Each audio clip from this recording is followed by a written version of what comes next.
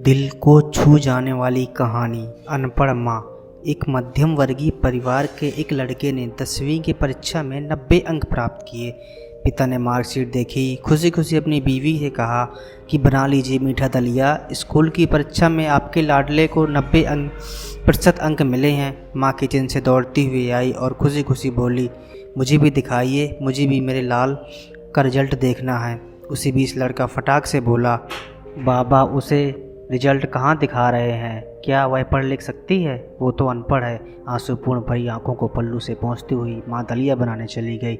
ये सब पिता ने देखा और कहा, बेटा तूने बिल्कुल सही कहा। जब हमारी शादी हुई तो 3 महीने के अंदर तुम्हारी माँ गर्भवती हो गई। मैंने सोचा शादी के बाद कहीं घूमने चलेंगे, लेकिन नहीं गए। एक दूसरे को ठीक से समझे भी नहीं। चलो इस बार अबॉर्शन करवा कर आगे का चांस लेते हैं। लेकिन तुम्हारी माँ ने जोर देकर कहा, नहीं घूमना फिरना और आपस में समझना, यह सब कुछ बाद में हो जाएगा। फिर तेरा जन्म हुआ। वो अनपढ़ थी ना, जब तू गर्भ में था तो उसे दूध बिल्कुल पसंद नहीं था। उसने तुझे स्वस्थ बनाने के लिए हर दिन 9 महीने तक दूध पिलाया।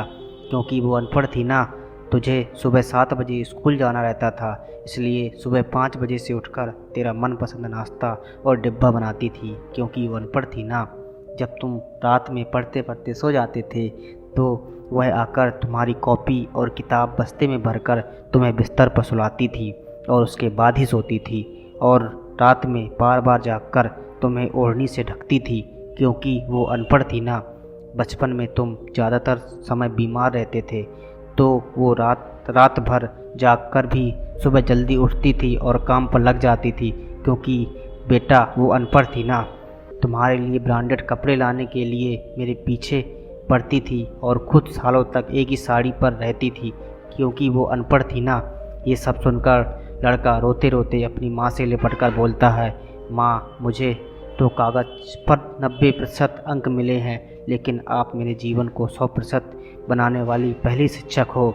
माँ मैं आज भी अशिक्षित हूँ और आपके पास PhD के ऊपर उच्च डिग्री है। क्योंकि आज मैं अपनी माँ के अंदर छुपे हुए डॉक्टर, शिक्षक, वकील, ड्रेस डिज़ाइनर, बेस्ट कुक, इन सभी के दर्शन कर लिए। माँ मुझे क्षमा कर दीजिए। बेटा जो आपकी नज़र में पढ़े लिखे लोग हैं ना, वो सब पहले अपना स्वार्थ और मतलब देखते हैं, लेकिन अपनी माँ से आज तक कभी नहीं देखा।